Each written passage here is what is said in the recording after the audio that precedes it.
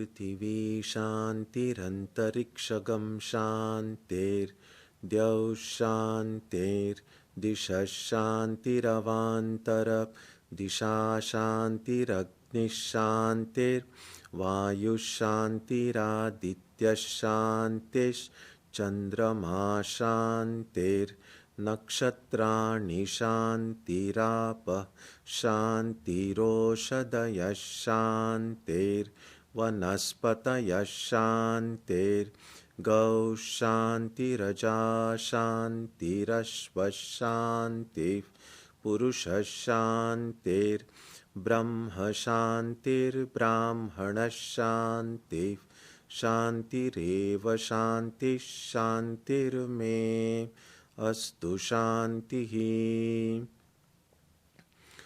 May there be peace on earth and in the sky. May there be peace in the water and in all directions. May there be peace in the plants, in the trees, and in animals. May there be peace in the hearts of all beings. May there be peace in everyone and in everything. Sarvetra sukhinas santu, sarve santu niramayaha, sarve bhadrani pashyantu, ma kaschit dukkha bhag bhavet, sarvastaratu durgani, sarvo bhadrani pashyatu, sarvasatbuddhimapnotu, sarvasarvatra nandatu. May all be happy and healthy. May all see what is good, and may no one experience misery.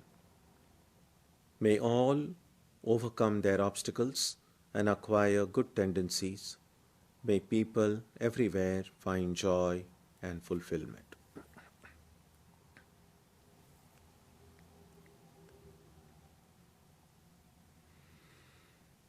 Let us now spend some time touching the center of peace and joy in our hearts.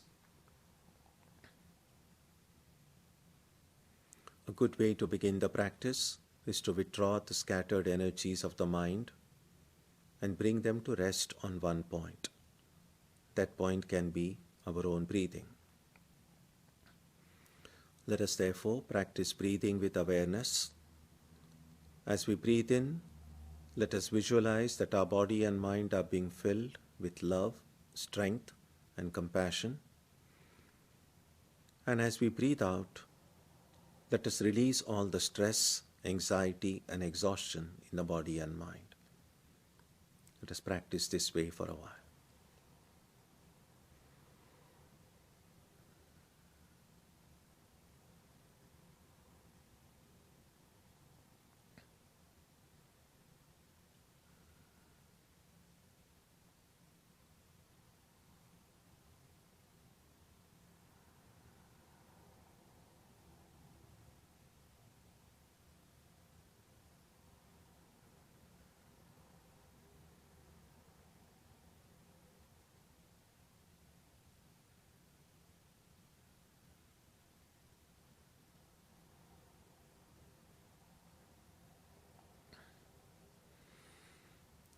Let us now turn our attention to the region of our heart. Although God is present everywhere and in everyone, the divine presence can be felt most clearly in our own hearts. We can meditate in any way we have been taught. To remain focused, we can take the help of a short mental prayer or a mantra or a divine name. Let us now spend some time dwelling on the presence of God in our hearts.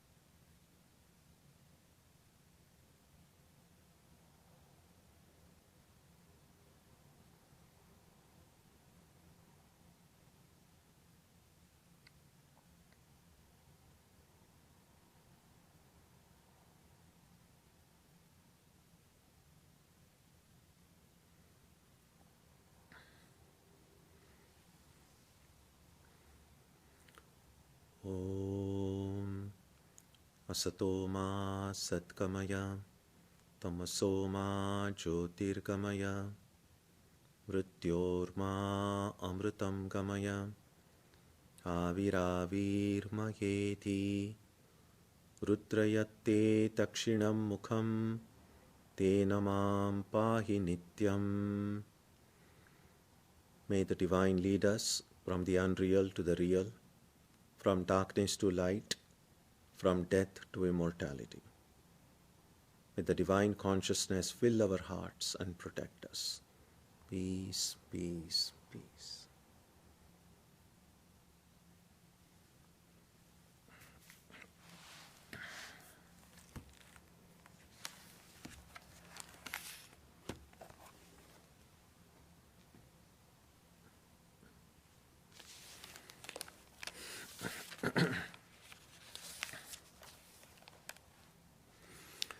So today we'll try to reflect on some of the important themes that come in chapter 6 of the Gita.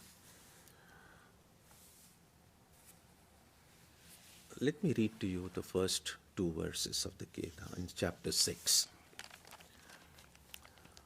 Anashritav karma phalam karyam karma karoti yaha sasannyasi cha yogi cha na niragnir na cha kriyaha. The Blessed Lord said, he who performs his bounden duty without leaning to the fruits of action, he is a renouncer of action as well as of steadfast mind. And he who is without fire, nor he who is without action. Yam sannyasam iti prahuhu yogam tam vidhi pandava nayya sannyasta sankalpo yogi bhavati kaschana. Know that to be devotion to action, which is called renunciation, O Pandava, for none becomes a devotee to action without forsaking sankalpa. So one word, either in its noun form or a verb form, or sometimes as an adverb also, that comes again and again in the Gita, is the word sannyasa. Now, usually we think of sannyasa as the fourth stage of our life, the hermit stage, and oftentimes it is also associated with taking formal vows of monasticism. But the meaning of the word sannyasa is the word nyasa in Sanskrit has many shades of meaning. One meaning of nyasa is placing or putting. Another meaning of nyasa is relinquishing or giving up. And the prefix sam means to do it completely, do it fully, to do it totally. So one way of understanding the word sannyasa is a total giving up, a total relinquishing of things. I said one other meaning of the word nyasa is placing or putting. And those two meanings are really connected. So samyak nyasa, putting things properly, adequately. It's a little bit like if we want to put our room in order. Let's say things have been all over the place and we haven't put them in everything in order for a long time. And so the room will look very messy. And so the first thing to do oftentimes in such situation is to first separate out things. That things we want to put in one place, we just kind of place things in a right order first, even if you kind of spread it out on your floor. After we do that, then I can say, okay, this set of things I want to put here, this set goes here, this set of things is like just lying in my room for a long while, and I've never used it, and I don't think I'm going to need it, and then I need to then relinquish it, to throw it away. Otherwise, it's just going to be uh, just useless stuff inside the room. So similarly, things can happen in our thinking life as well.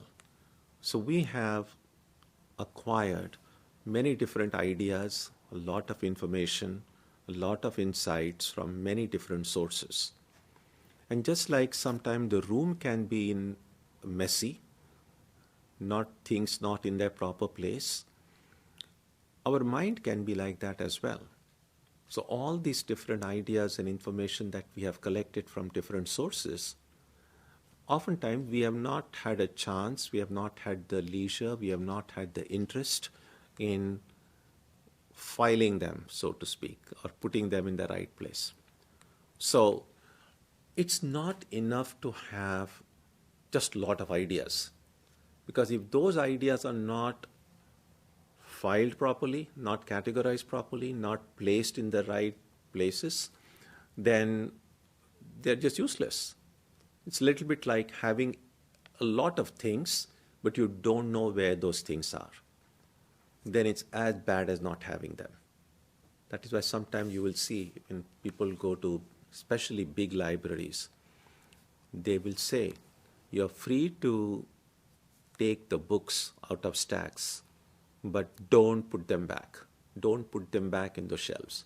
Just leave it outside, and then one of the library assistants will go and place them in. Because they say, in a library, the books have been placed in a certain order.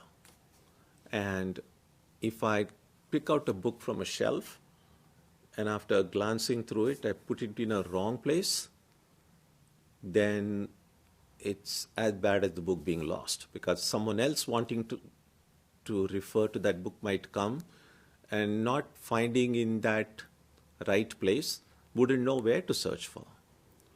So even the ideas that we have in our head, we should know where to find them.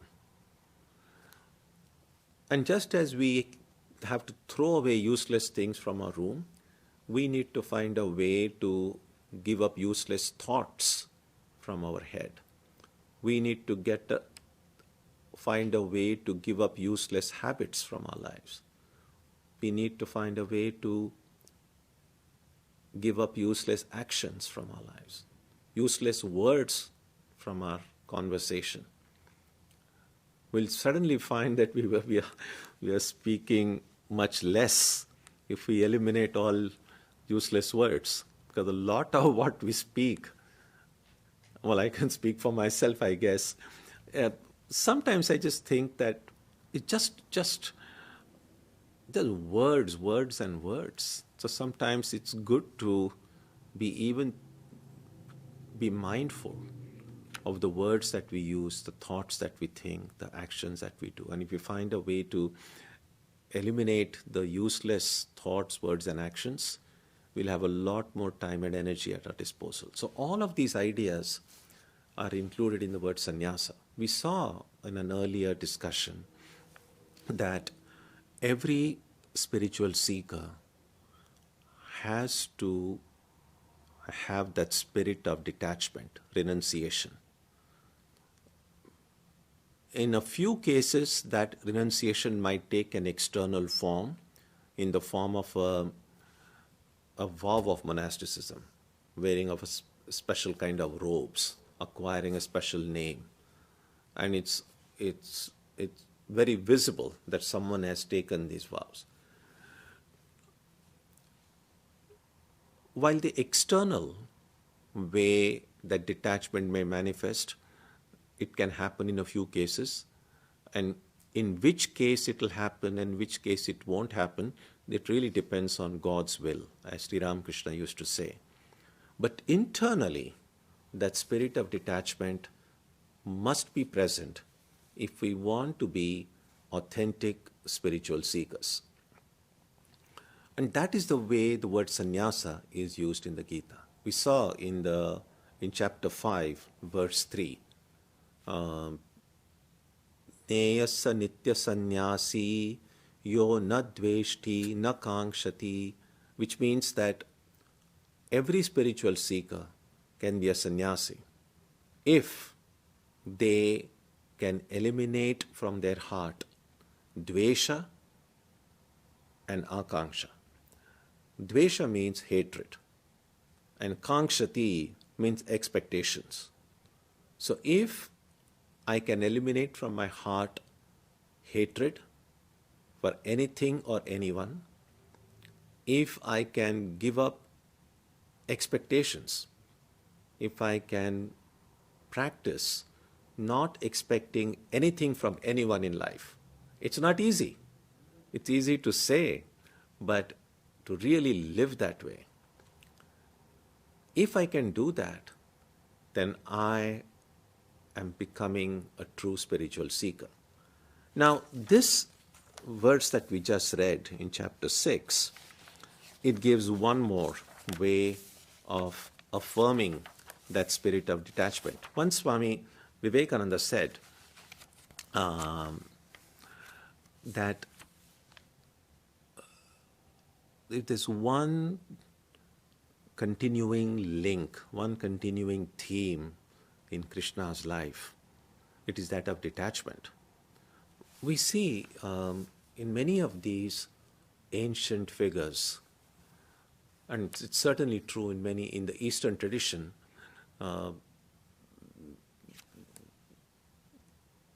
that very soon their lives, the history part and the mythology part get mixed up. So Krishna's life as we read now, there are certainly historical elements in that life, but there are also several other stories and anecdotes and so on which have more of a mythological flavor to it than historical. And it's not always easy to separate out the historical person from the mythology that grows around that personality. Now that we can leave to scholars to argue about that which is historical part and which is the mythological part. But even whatever mythology evolves or develops around a personality,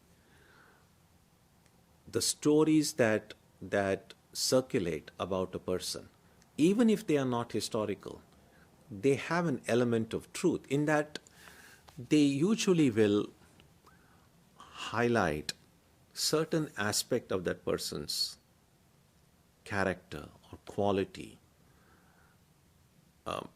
So while the story itself may not be historical, but the message, the lesson, the truth that story is trying to point to, that truth is right. Because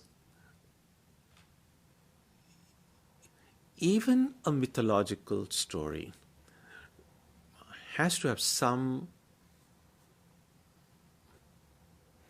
how best to put it, some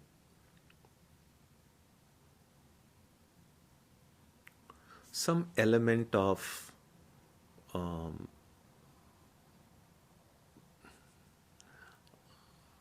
let me put it this way. Let me try to get it right.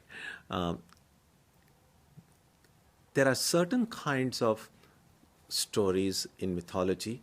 You believe that, well, it may have happened, or at least they truly represent the kind of things this person could have done. But there could be some stories which, like, no, I can't believe that this person would ever do anything like that.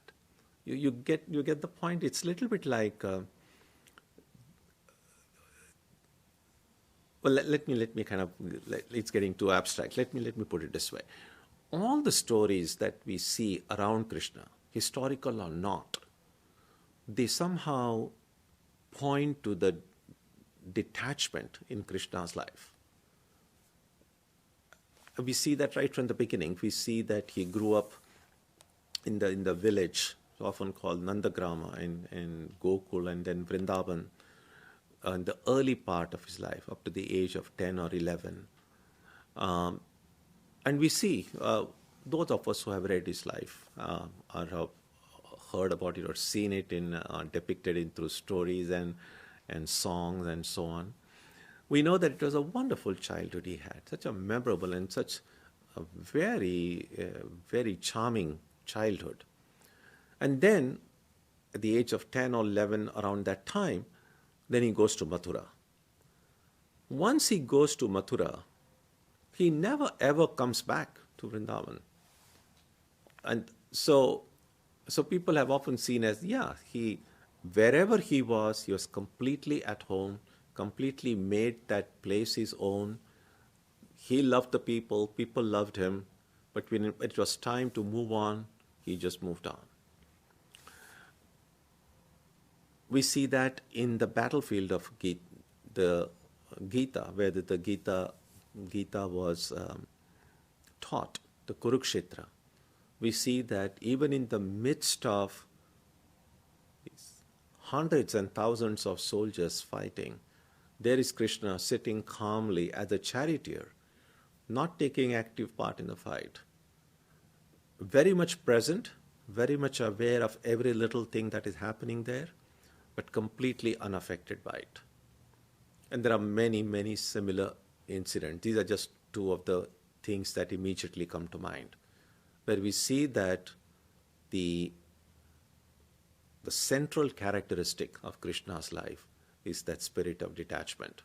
So that is what he's pointing out here in these two verses that we read, that in order for a person to be a spiritual seeker, a sannyasi, in addition to giving up hatred and giving up expectation. So he's kind of elaborating on that second part, giving up expectation, by saying a person should be practicing whatever they do in a spirit of karma yoga. And what karma yoga will lead to is the purification of the heart.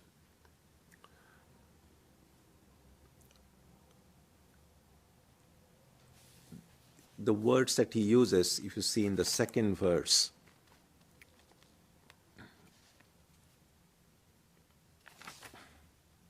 in the first verse itself, anashritaha karma phalam karyam karma karoti yaha. A person who is able to do all actions without getting attached to the fruits of action and without getting attached to the action itself. What it really points out is that why do we work in life? Is work itself the goal of life? And this is a question that all of us can ask ourselves. Why do I do the things that I do? What is the ultimate goal of my life? If I look upon my work as something that this is something that helps me earn my livelihood, it helps me to pay my bills, and then I can get whatever I want, and just live my life. If that's all that I see my work as, then I'm not really do I have any higher goal in life? Because we do spend considerable amount of our time working, and we must have some kind of a higher goal ahead beyond the immediate benefits that work gives. And what Krishna is pointing out here is that if I'm a spiritual seeker, in the truest sense of the term, then my goal is the spirit. That is what I want. If that is what I want, then the work that I do should somehow, directly or indirectly, take me nearer to that spirit. So in order for that to happen, clearly we have seen that work has to be ethical, moral. The work has to follow dharma. And I should do it, as Krishna points it out here, without getting attached either to the objects of work, the senses, the objects I'm working with, or the work itself. Now, why? What's the problem with getting attached to it? Because any kind of an attachment, as the Gita points out again and again, is setting up ourselves to potentially either getting disappointed or potentially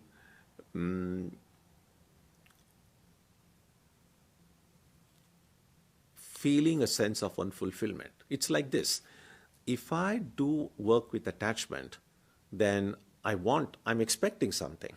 If I'm expecting something, I'll either get it or I don't get it. If I don't get it, I'm going to be sad. If I get it, I'm going to be happy. The problem with that is that happiness is not going to last forever. The problem with that is if I become happy now, I will think, well, if I get twice the amount that I've got now, I'm going to be more happy. If I get 10 times the amount I got now, I'm going to be even more happy. So whether I get something out of it or not, it doesn't make me happy at all. It doesn't make me completely satisfied. It always leaves something behind. And so the solution that the Gita offers is work hard, do what is right, do what is good. But if you work without any expectation, if you work without getting attached to any of those things, then what you get is something that will never disappear. What you get is something that will bring you a lasting fulfillment, not just temporary thrill or temporary enjoyment or temporary excitement. It gives you something more abiding, something more lasting. And for that is the second verse, the word Krishna uses is Sanyasta Sankalpaha. Sankalpa, we have seen it before, so I'll mention it very briefly, that can we do whatever we do in life without sankalpa? The word sankalpa has many shades of meaning also. But here sankalpa means intentional. Again, we need to see the context in which these words are used.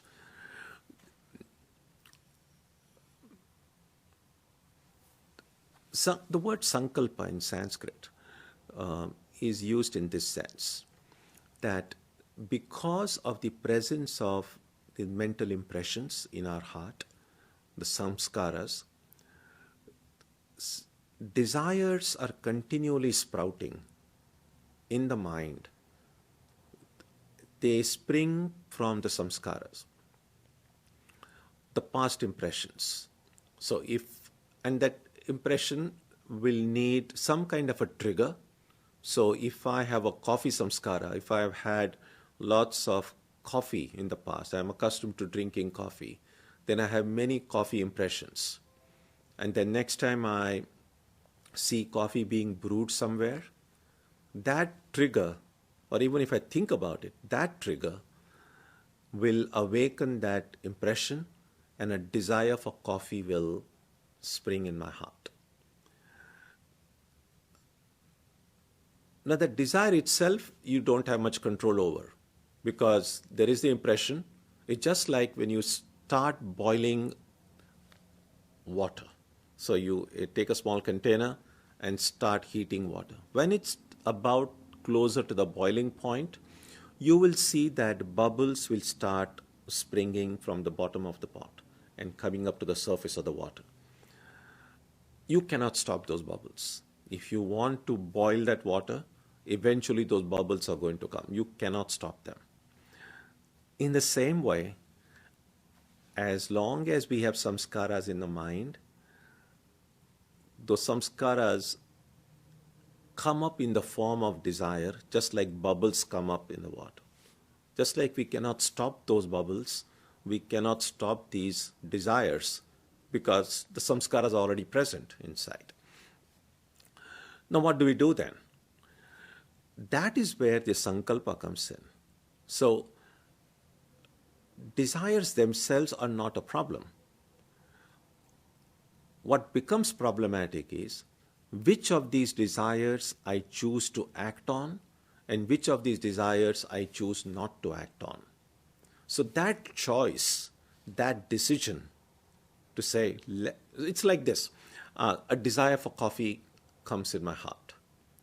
And let's say a desire for coffee came into my heart right now, right this very moment.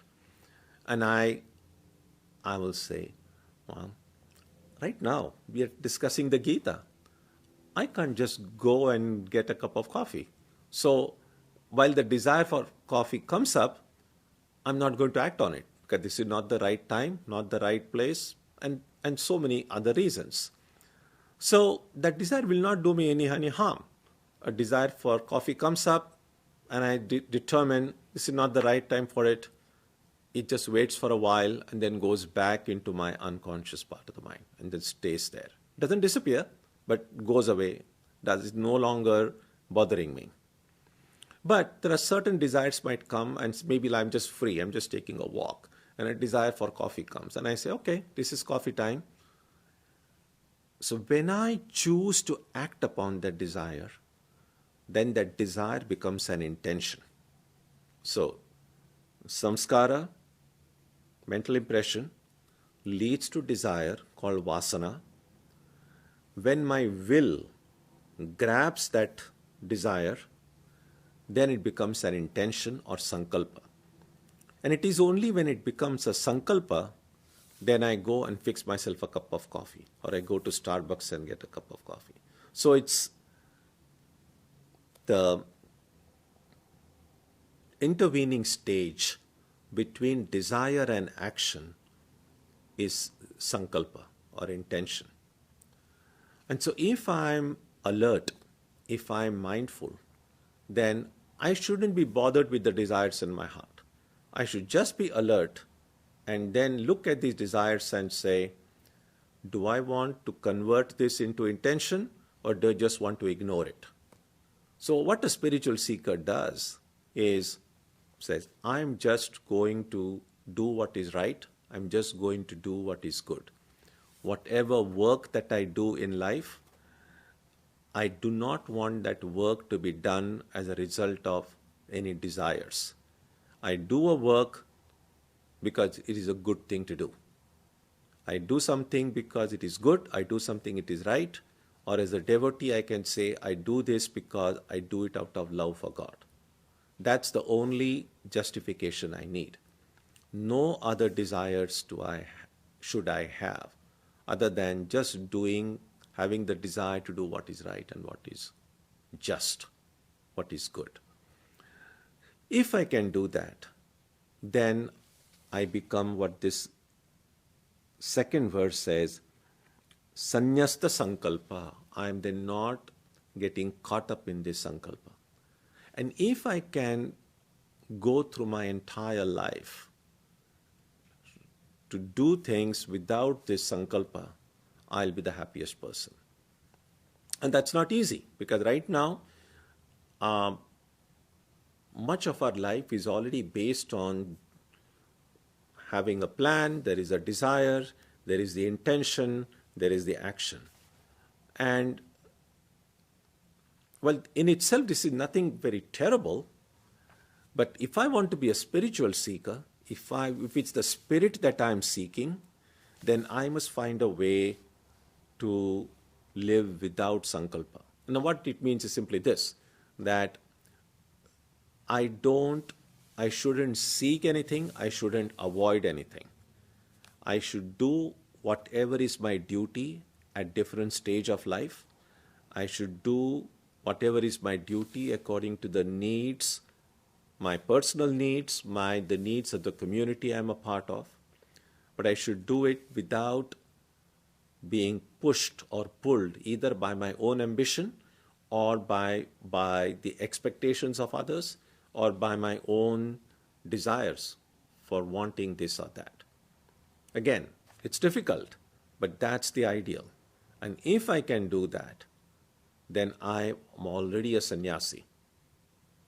Wherever I may be, whatever work I'm engaged in, so long as it is ethical, of course, I'm a sannyasi. That is what Krishna said. And that is what being detached means. This is what will Sarva Sankalpa Sannyasi. That is the phrase that is used in the Gita.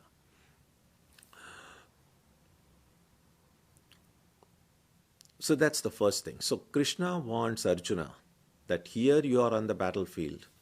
Your duty right now is to preserve justice, to remove everything that is not fair in society. Do that as your duty because it is the right thing to do, because it is the good thing to do. You are not fighting this war in order to be victorious. Neither are you doing it because your goal is to go and kill these fellows. That's not the motive. Your motive is, I want to do what is right. I want to do what is good.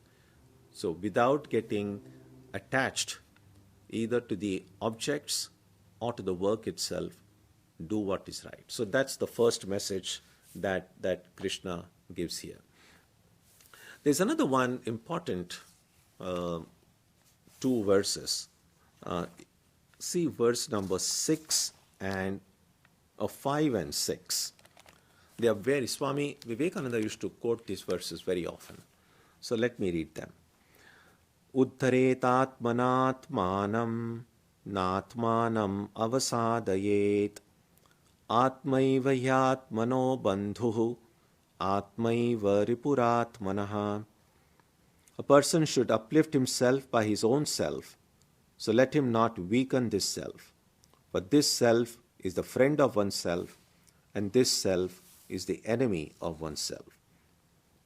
Bandhuratma manastasya yenatmaivatmana jitaha anatmanastu shatrutve vartetatmaiva shatruvat.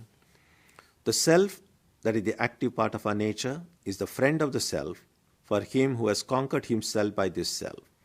But to the unconquered self, this self is inimical and behaves like a foe or an enemy. Now, this is a very enigmatic verse in many ways.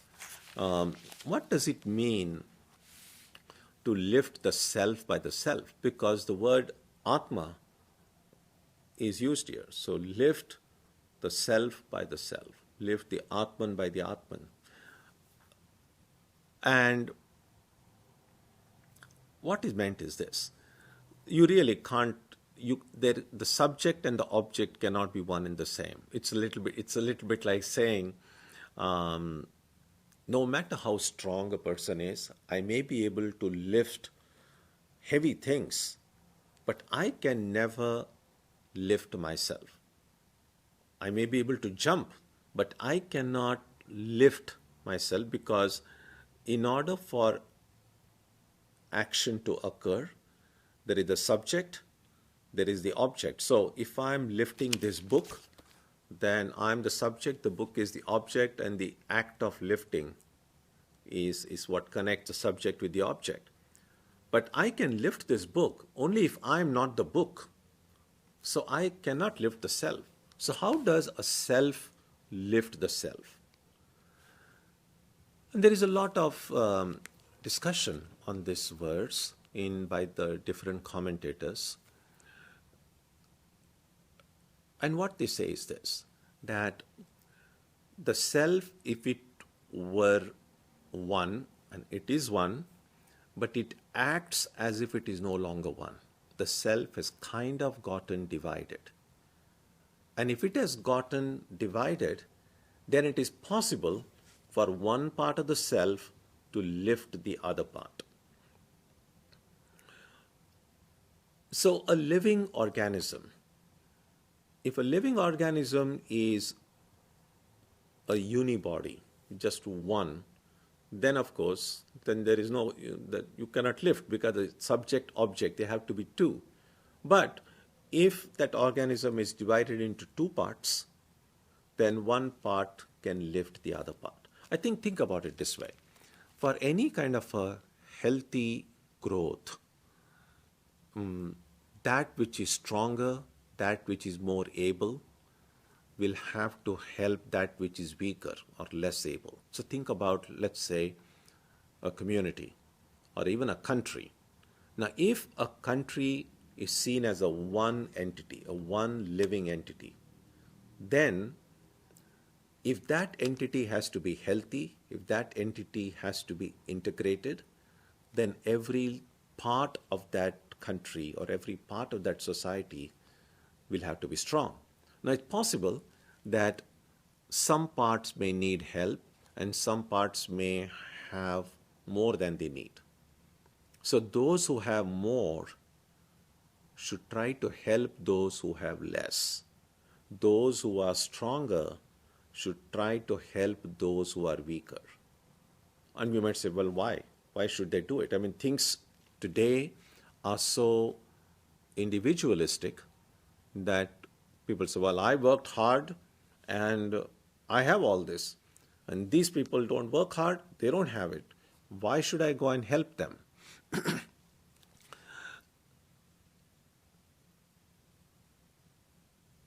Actually, there are two ways of looking at it. One way is the completely altruistic way, that why should I be thinking of myself? If I'm truly unselfish, I should think about the needs of the other person. But the beauty is this, even from a selfish standpoint, even from a purely utilitarian standpoint, I still need to go and help the other person, because helping that person is like helping myself. Think about it in the kind of situation in which we are today. We know right now there are people who don't want to wear masks. Now there is a pandemic.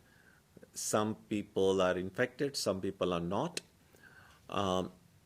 So we might say, I don't care if I am infected. Why should I? So I don't need to wear a mask.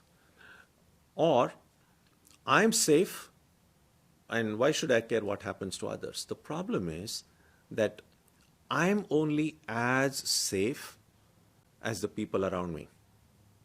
As long as even there is one person who is infected and can spread the virus, I am not safe.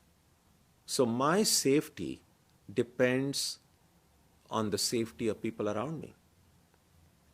And so even from a utilitarian standpoint, I should try to help others, because keeping them happy, keeping them healthy is necessary for me to be happy and healthy. As they say that any chain is as strong as its weakest link. Because if 90% of the chain is very strong and it has just one weak link, that chain is compromised already. So if that chain has to be completely strong, every link will have to be strong. That's the difficulty if you see in the external world, that the selfishness doesn't help, because the social unit, whether it's a country or a community or even a family, that unit gets compromised if everyone is just thinking about themselves. Then there are weaker spots are left outside, which weakens the entire organism. Our own personality right now is also an organism. And although we might think that, well, I'm just one person, yes, that's true, but I'm already divided. There's one division is pretty obvious, the division between body and mind. So yes, I'm one person, but I know my body and mind will need to be in harmony. We know the kind of difficulties that can occur, health issues that can occur if my body and mind don't communicate with each other well. Now, it's possible that sometimes the mind can get weaker, but if the body is strong, that body can help the mind bring some strength into it. If the mind is stronger, the body is weaker, the mind can help the body. That's how body and mind, if they have to, and really there isn't much choice, they have to be together. If they have to be together, then they must support one another. And that is why we speak about both physical health and mental health, and how the two are related, the two are connected. How if body is affected, the mind is affected. If the mind is affected, the body is affected.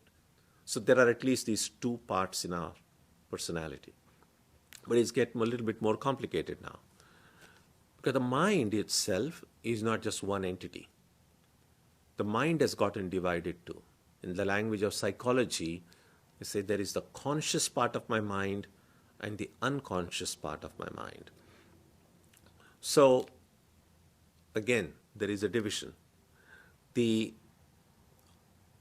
unconscious part, by definition, it's a part of me, but I'm not conscious of it. So there is a conscious part. So there is a division between conscious and unconscious in the mind. There is a division between the mind and the body. And then those of us who are spiritual seekers are also aware that in addition to the body and mind, there is the spirit behind the body and mind. The spirit which has identified itself with this body and mind. Now that spirit is different. So the body is different from the mind. In the mind, the conscious is different from the unconscious. The spirit is different from the mind. And then we know that behind all these things, there is this supreme being, God, or Paramatma, the supreme self. So just think about the divisions. There is the separation of the divine, the supreme spirit, from this individual spirit. In Sanskrit, sometimes the words that are used are Paramatma, the supreme self, and Jivatma, the individual self. Then the separation between the Jivatma and the mind. The separation between the conscious mind and the unconscious mind. And the separation between the mind and the body. And all of these things taken together are separated from the world, separated from people, separated from things. You can see, although in Vedanta we speak about everything being one, as the world is experienced outside and within, things have gotten fragmented, things have gotten separated. And it's because of this separation that there are tensions, there is stress, there is all kinds of push and pull that is occurring within and without, all because of these separations. And because of these separations, it is possible to speak about the self lifting the self. Now, for the time being, keep the world aside. We saw what it means. Now just look at these internal parts within me, the body, the mind, the conscious mind, the unconscious mind, the spirit. All of these are me as I see myself now. So it is one entity, but apparently gotten divided. Now, if I have to be a well integrated person, then all these apparently separate entities will have to come together. They'll have to act like one. They are like a one family. My body, mind, spirit should be like one family. If that is the case, then if there are any weaker spots within me, then the stronger part within me should lift that weaker part and bring it all together. Because the health of this organism is only as good as the health of every little part within this organism. So if there is certain weaknesses in me, I'll have to try to remove it. And who will remove it? The stronger part of me will help the weaker part. So again, let's going back to that verse. Lift the self by the self. If I lift the weaker part by the stronger part, then that will help every part within my personality to be strong. Now, if I don't do it, that's what the next verse which said, the verse number 6, that if I don't do it, then this weaker sections, weaker part within me, it will not integrate and it will act as if it were my enemy. That's the most important part. We see that happening in the external world also. We see the gap that is occurring between the haves and the have-nots, the rich and the poor, the people who have privilege and people who don't have it, people who have recognition and people who don't have it, people who have the means and there are who don't have it. Now, notwithstanding all the arguments for capitalism and individualism, you can see where this will lead to. If there is a certain amount of differences an organism can tolerate and live with, but if these differences become too big, if they cross a certain tipping point, then there's going to be chaos. There's going to be revolution. And all of these revolutions that have occurred in history have occurred because the different parts in an organism reached a breaking point. That those who had refused to help those who did not have. So there was no lifting of the self by the self. And then the result was those who were on the wrong side of the equation, those who felt rejected, those who felt that they were being suppressed or exploited, they revolted. And that revolution occurs is people who don't see the other as you're a part of me. Then that's how enmity, that's how tension. We speak about partisanship nowadays at different levels. This is what then creates suspicion, anger, fight, wars, violence. It's deadly. All of these things that can occur in the external world can happen in the internal world as well. Then if my awakened part of my mind refuses to lift the unawakened part, that part which is still being controlled by samskaras, controlled by past habits and ambitions and desires, the negativities, if the positive part of me doesn't try to lift and reform the negative part, then that negative part will act as if it were my enemy. And that's what we see in our own lives as well, that there are times when we just feel good, that everything is going fine in our lives. And then there are times when we find that in spite of ourselves, we end up saying, thinking, or doing things we don't want to say, we don't want to think, we don't want to do. But we are as if forced to say it, forced to think that way, forced to do it, because these enemies within me are trying to now come up and trying to have their own way.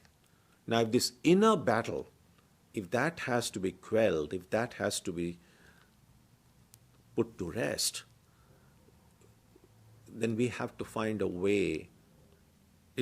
You just can't say, let's just go and slaughter it. It's easy to say that in the external world, although it shouldn't be, that doesn't solve any problem. But in the internal world, it's very difficult to say it, because who are you going to slaughter? Because it's you. It's a little bit like, it's like sometimes when people speak and they bite their own tongue, there's nobody to blame. It's your tongue. Those are your teeth. The tongue is bitten. What can you do? You just can't say, oh, this tongue is getting in the way every time I want to eat or speak. Let me just chop it off. It doesn't work. It's me. And so therefore, having an internal enemy, the solution is not to kill it. The solution is to lift it up, to reform it, to make that deprived part of my being strong. Because if every weak aspect of my being becomes strong, helped by the stronger parts, then I become strong. There is a lot that we can discuss in these two verses. As I said, so it was a very favorite verse of Swami Vivekananda. He used to always say, lift yourself by the self. And so there is a lot that we can reflect on it. So these are some of the thoughts I wanted to share with you this morning. So we'll have a 5-minute break now, and then we'll take up if you have any thoughts, ideas, comments, questions. We can reflect on it after 5 minutes.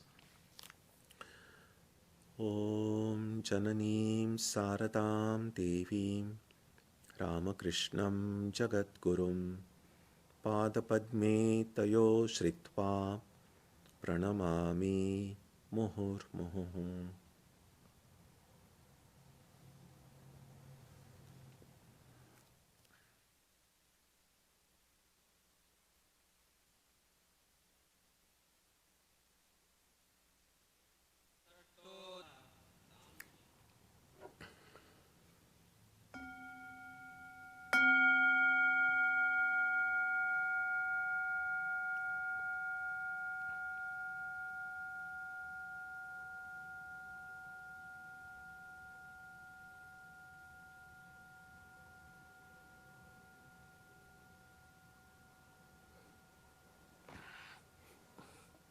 So let's look at the questions.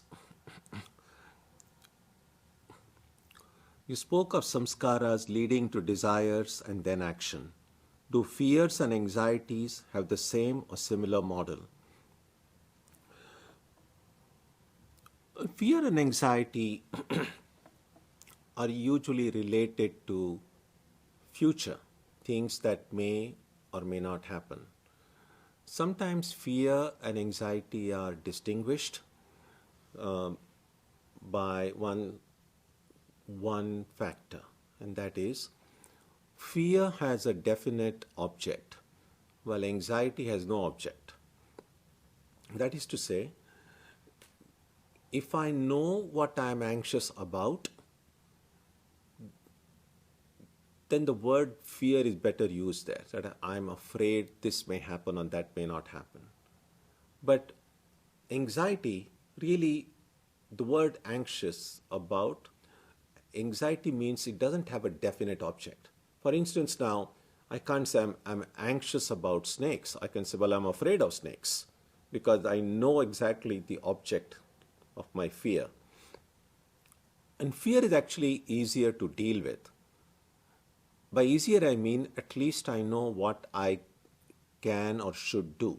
So if I'm afraid of snakes, if I have fear of snakes, then I have to keep away from snakes. Or if I see a snake, then do something to protect myself from the snake. But anxiety is like, oh, I'm just anxious. But anxious about what? And that oftentimes we are not able to say. We're just feeling a level of anxiety within, but not able to exactly point out what is it exactly that is making me anxious. Because once I'm able to find the object of my anxiety, then I can rightfully say I'm afraid of that. I'm fearful of that. And that, as I said, if I'm fearful of something, if it has an object, I at least know potentially what I could do about it. There may be sometimes situation I could do nothing about it. For instance, anxiety about well, maybe the immediate example that comes to mind is all the wildfires that are occurring in the West Coast, and it's a matter of great concern and about climate change and all of that. I mean, that's a whole different and a big discussion in itself. But about people living in those areas, there is fear, there is anxiety that what if this fire comes near my home?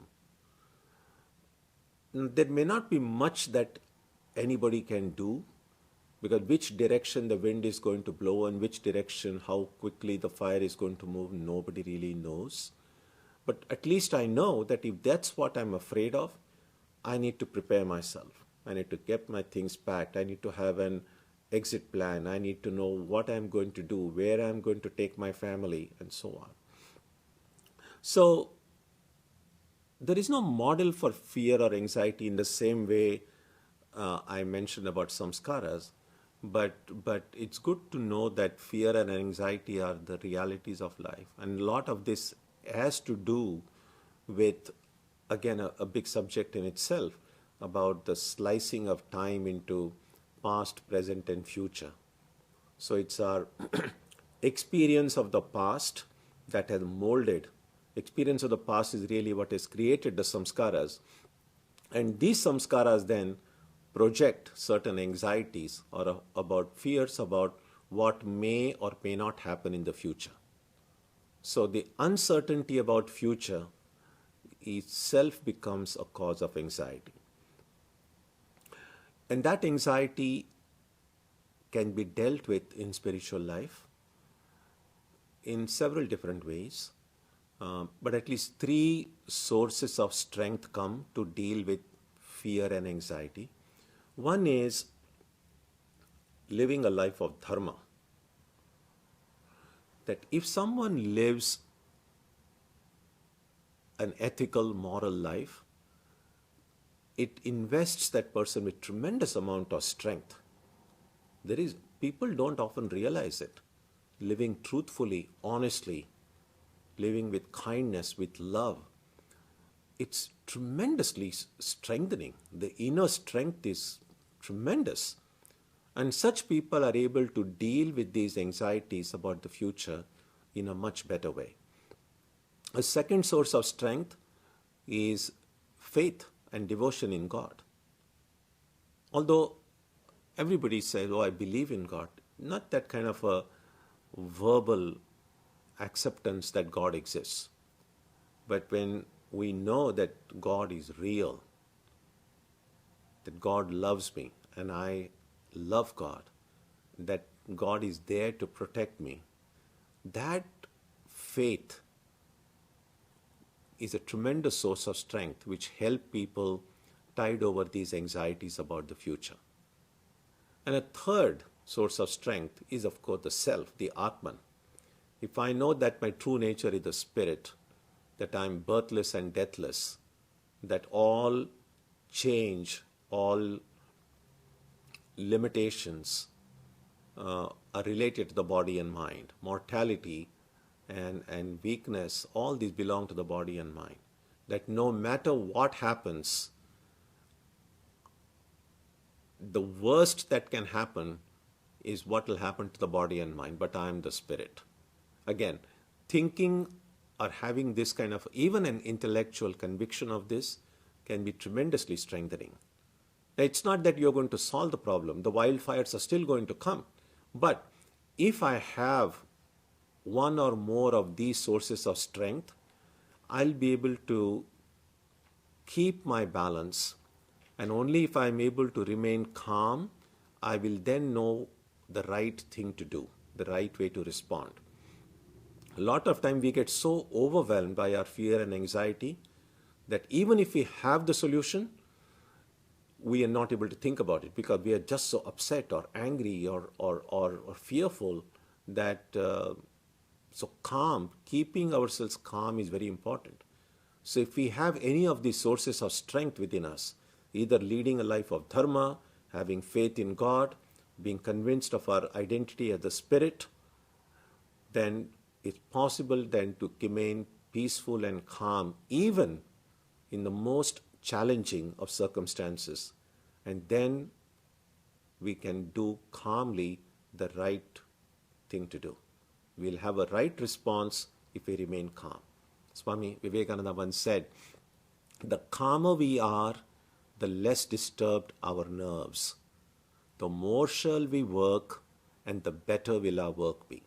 The more shall we love, and the better will our work be. That's what he said. Yeah. If we are not emotional about our work, won't it be difficult to differentiate between good or bad actions? I don't think we need emotions to distinguish between good and bad. We need clarity. In fact, sometimes we can get so overwhelmed by our emotions that we may not be able to distinguish between right and wrong. Because emotions can take us either ways.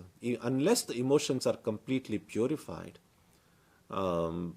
emotions can, and unrefined emotions can take me in any direction. There is no guarantee. So I don't think emotions is what we are looking for to distinguish between right and wrong. What we are seeing, what we want is greater clarity, and that greater clarity can come from a refinement of the mind, a purification of the mind. Self or Atma does not do any action, then how can it lift itself? So the word self that in the words that we saw, is referring to the mind. It's not referring to the Atma at all. And as I said, the mind itself has gotten divided into the what we could say the awakened part of the mind, that part of the mind which tells me always what is right thing to do.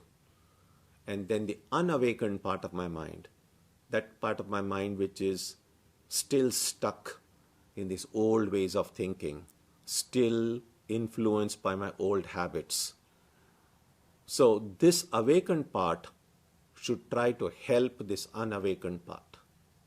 And that's what is meant by the word self. So the self here in that verse in the Gita does not refer to the Atma.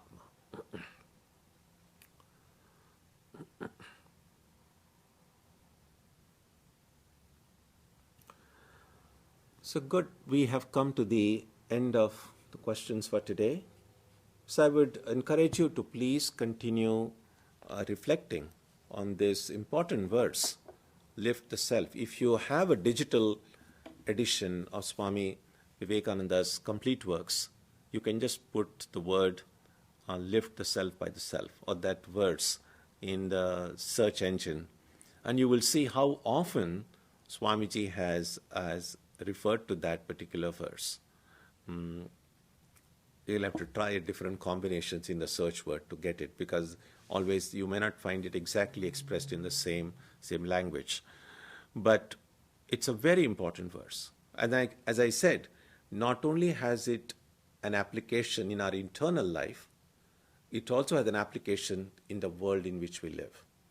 For a healthy society, for a healthy community, for a healthy family, every constituent member of the family or that spiritual community or the country or the world as a whole, if we all recognize that I can be only as happy and as healthy and as safe as the people around me. Try being healthy when everyone around you is terribly angry or unhappy. You can't be. No matter how high walls we build, we cannot feel safe if we're just surrounded by enemies and people who hate us. The solution is not to build walls. The solution is not to create enemies. Can we make everyone our friend? Then we can all live happily. And that's as much true about the external world as it is true in our internal world. If my body and mind are in harmony, I can feel happy. My well-being, my physical, mental, emotional, intellectual well-being depends on how happy my body and mind are, how they are helping one another. How healthy my mind is will depend on that awakened part of my mind helping this weaker, unconscious, instinctual part of my mind. So that mind becomes healthy and whole. And when both body and mind are healthy and whole, it is then that spiritual life and spiritual progress get truly rejuvenated. So that's what we are looking for. Not when we speak about spiritual life, Yes, it is about the spirit. But in order to reach that spirit, we need physical, mental, emotional harmony. If I cannot take care of this, and so a lot of times people think meditation is the big solution, as if it's not some kind of a magic. It's not like, oh, I start practicing meditation tomorrow, and by day after tomorrow, all my problems are solved. No, it doesn't work that way. What we need is sustained practice, and it begins with.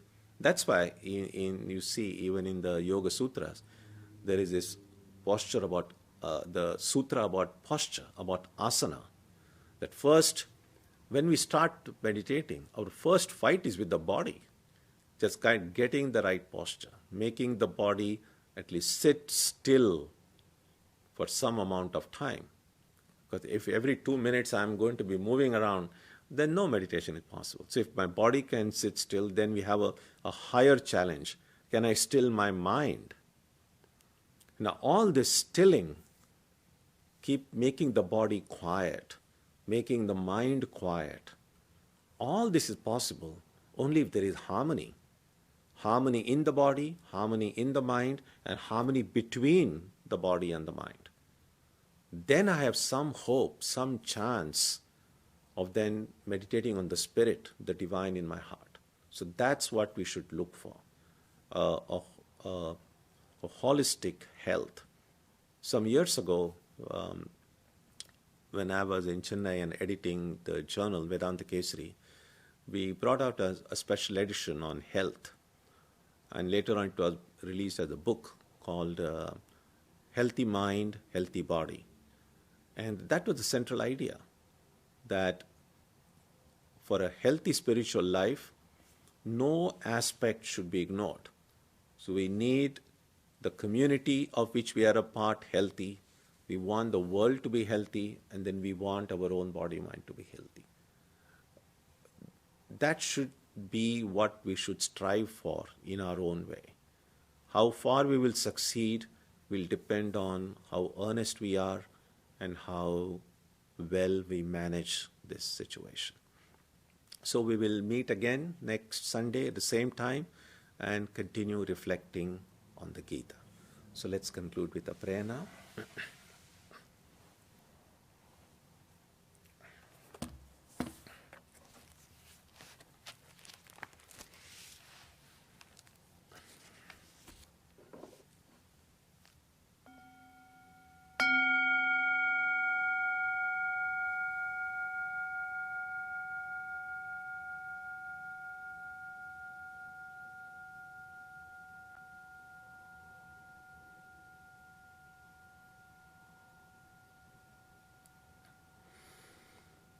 May the Divine Being, who is the Father in heaven of the Christians, Holy One of the Jewish faith, Allah of the Muslims, Buddha of the Buddhists, Tao of the Taoists, Ahura Mazda of the Zoroastrians, the Great Spirit of the Native Americans, and Brahman of the Hindus, lead us from the unreal to the real, from darkness to light, from death to immortality.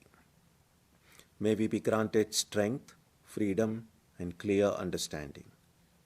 May we learn to see God in our own hearts and in everyone around us. May God bless us all and fill our hearts with gratitude, grace, and love. Om Shanti Shanti Shanti. Peace, peace, peace be unto us.